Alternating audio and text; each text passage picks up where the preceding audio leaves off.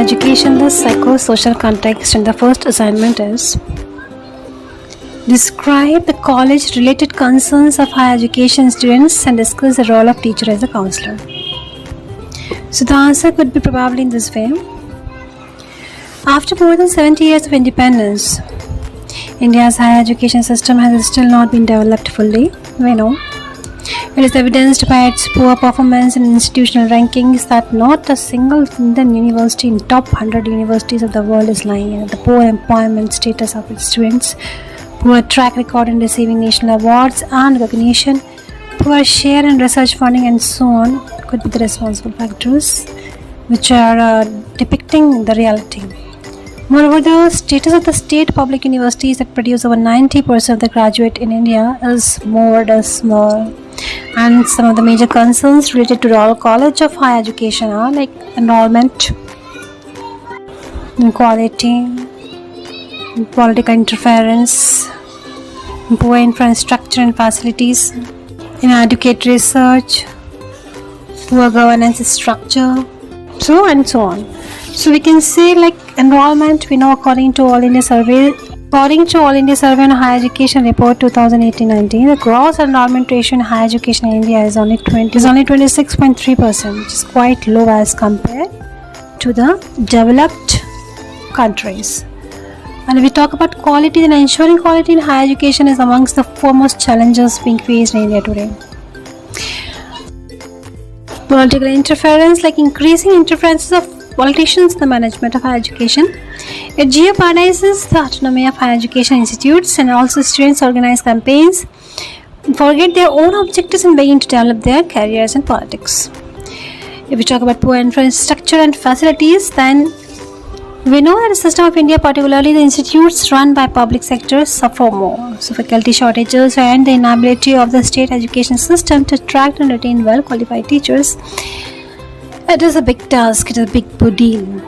Then if we talk about inadequate research, then there are insufficient resources and facilities as well as limited numbers of quality faculty to advise students.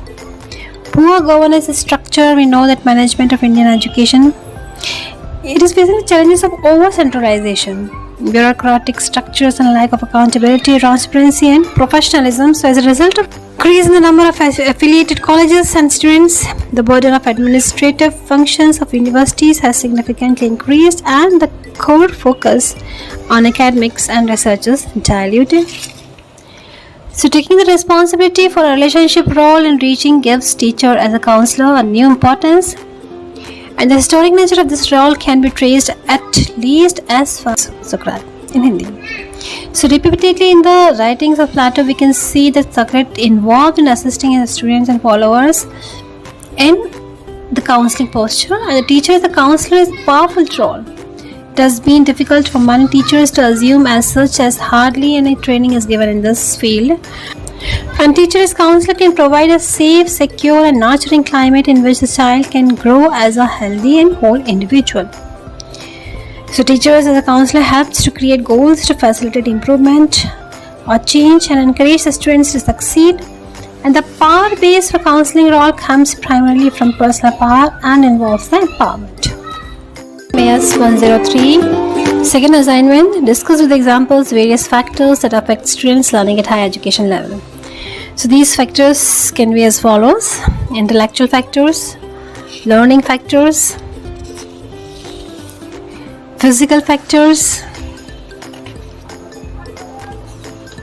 mental factors, emotional and social factors, teacher's personality, environmental factor, institutional factor, and socio-economic factor.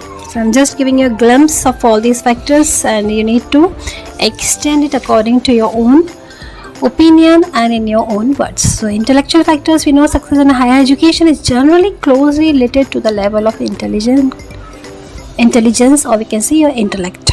Students with low intelligence often encounter serious difficulty in mastering schoolwork, we know. We talk about learning factors, and factors owing to lack of mastery of what has been taught, faulty methods of work or study, and narrowness of experimental background may affect the learning process of any student.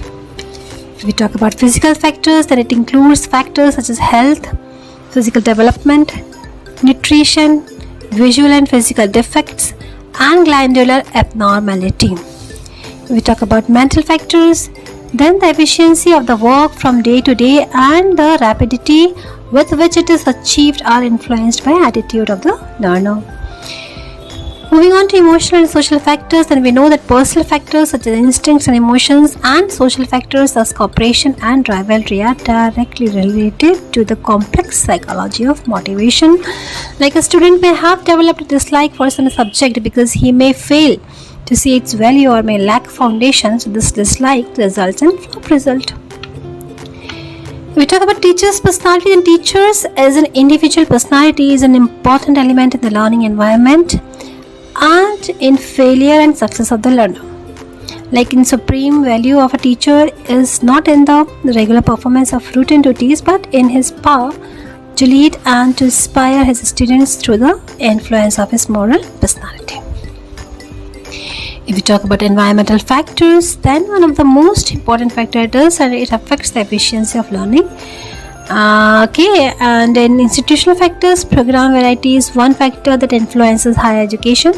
Like some institutions choose to focus on specific career paths, this influences the level of individualized attention the students receive.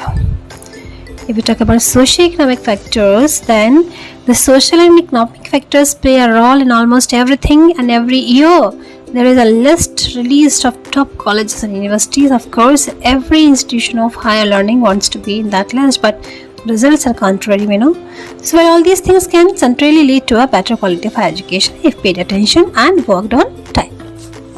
MES 103, let us see the third assignment. The question is, what are the basic features of a classroom environment? Go through the 12 statements pertaining to classroom management profile given in Unit 6, that is, dynamics of classroom management and their implications for practice. Write your response to each statement on a 5-point scale. Analyze your response using the scoring instructions given in the unit. Based on the analysis, write a brief report highlighting the strength and weakness of your classroom management profile. So see, we all know that classrooms are this multi-dimensional universe in one way, right? So this you can elaborate in your own words, and we know that the classroom, it is a very good atmosphere in itself, where the students are crowded, teachers, tasks, and too many pressures are existing and consisting of many individuals with different goals, different abilities, different preferences. So the challenges in the classroom are abounding and need to be planned and addressed meaningfully. So for this, it's a good exercise. Here we can see the 12 statements pertaining to classroom management profile given in Unit 6, but before to it, let us see some basic features of classroom environment. It could be in this way, like student must feel safe, students should be respected, then their input must be taken into account, they should be pushed to achieve, and all the students should be treated equally. Different forms of success should be welcomed. Positive rapport in classroom should be maintained. And despite this, the very basic feature and the most important features we can say it is the physical climate and the classroom culture. So you can discuss these 2 points in your words.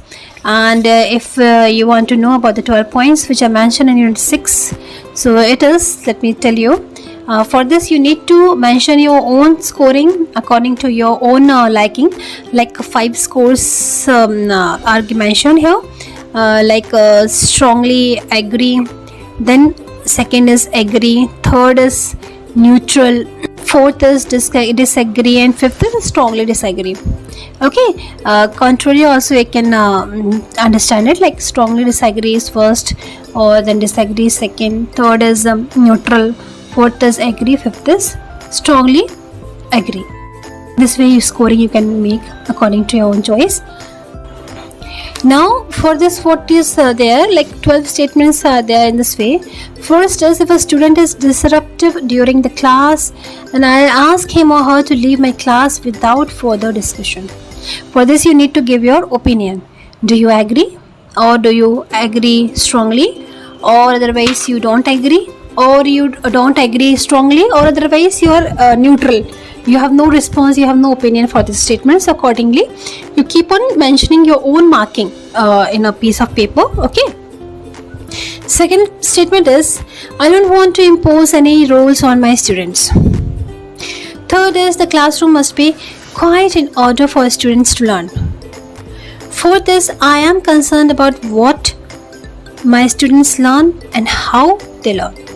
Fifth is, if a student turns in a late assignment, it is not my problem. Sixth is, I don't want to reprimand a student because it might hurt his or her feelings. Seventh is, class preparation is not worth the effort. Eighth is, I always try to explain the reason behind my rules and discussions. Ninth is, I will not accept excuses from a student who is tardy. 10th is, the emotional well-being of my students is more important than classroom control. 11th is, my students understand that they can interrupt any lecture if they have a relevant question. 12th is, if a student requests an outpass, I always honor the request. So for all these 12 statements separately, you give your opinion. Okay, opinion that is based on your this 5 scoring level only. That is first is strongly agree, then second agree, then third is neutral, then fourth is disagree, and fifth is strongly disagree. Accordingly, you mention your own remark according to your own experiences or otherwise your own imagination. Okay. And then this scoring you can do in this way. We have 4 categories for that. 4 categories are authoritarian style, second is authoritative style, third is laissez-faire style, and fourth is indifferent style. So for this authoritarian style, which all statements fall are, it is first, third and ninth statement. Just point it down. First, third and ninth statement. Better you go back to the screen and wherever this points I have highlighted, just take a screenshot from there and then point out the statements accordingly. First, third and ninth statement falls under the category of authoritarian style. Then fourth, 8th and 11th, these 3 statements fall under authoritative style. Then 6th, 10th and 12th, these 3 statements fall under the laissez-faire style. And then 2nd, 5th and 7th, these 3 fall under indifferent style. So for what is this authoritarian, authoritative, laissez-faire and indifferent style, I'll make a separate video for you. Okay, so that you will understand about it. So, but it is that in a very simple gist, if I say, if you're accepting the things in a very democratic way and things must be in a discipline also, then it is authoritative. Okay, if you are accepting the things in a lovingly way but discipline is not that much in your consideration, that is laissez-faire style.